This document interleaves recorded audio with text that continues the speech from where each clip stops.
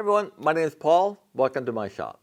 Believe it or not, this is Walnut, and this is what it's supposed to look like. I made this table about 10 years ago, just quickly to get something into the house. And a few years ago, my wife moved it into this patio that we have that's glassed in, so we could put some plants on it and give the dog a good vantage point to bark out the window at everything that moved on that side of the house.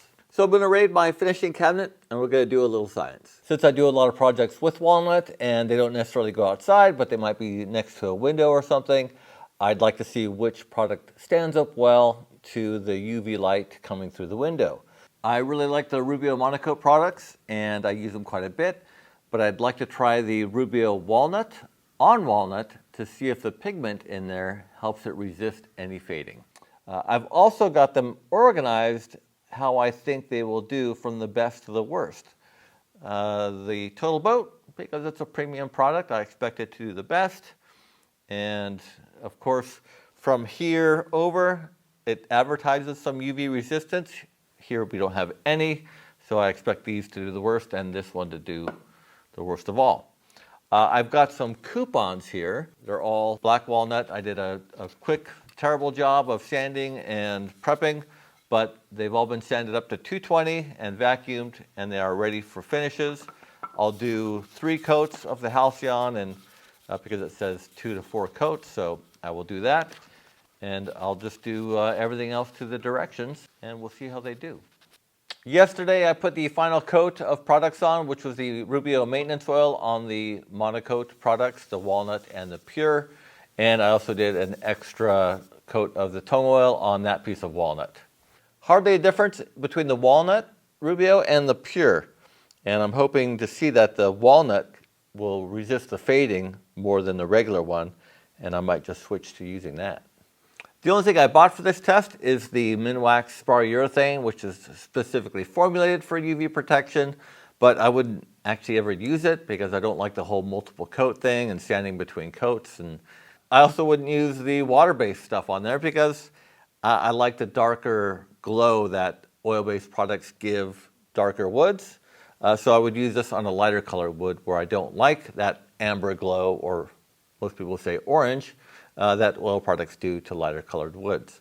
Now that everything is dry, I'm going to cut each piece in half. I'll seal the end with something, and then one half of it will go into a drawer, and the other half I was going to put into my patio area where the walnut table is. My wife seemed less than impressed with that idea.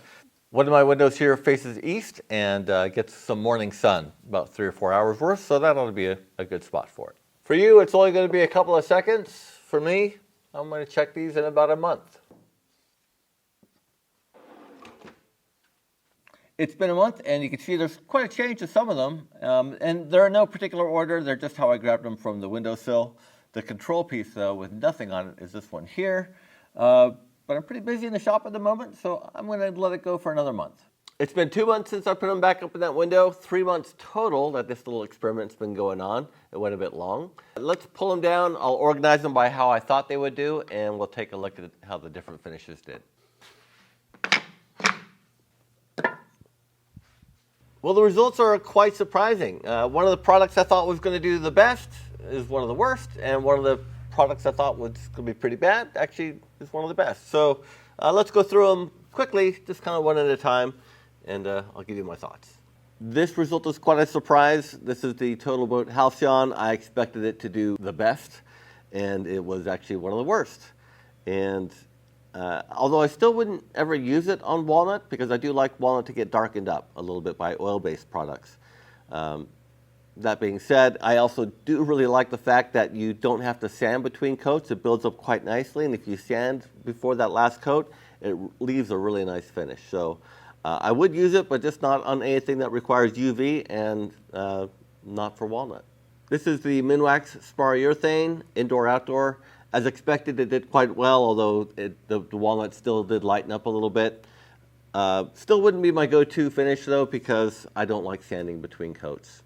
I just added this one because it was in my finishing cabinet. It's just painter's touch. They do advertise some UV protection, but it didn't do very well. Easy to apply, though. Multiple coats. They did okay. Not great. This was a pointless one because they don't even make this anymore. But it did pretty well. It's Sherwin-Williams polyurethane varnish, and it did okay. It doesn't advertise any UV protection, but it seemed to do pretty good. Next up, we have the Rubio Monocoat products, and I was really curious about this one. I wanted to see how the Walnut compared to the Pure, and it starts out darker and stays a little darker than the Pure, so no surprises there. It is pretty much my go-to finish because it is simple, one and done, and then of course if you want to add the maintenance oil, that's just a few days later, but it actually ended up being quite a good result as well. This one was quite the unexpected result. This is 100% tung oil, just slightly thinned with citrus solvent. And I've been using this more and more. If I'm not in a hurry for something, it takes a long time to dry. And if I'm in a hurry, I go back to the Rubio products.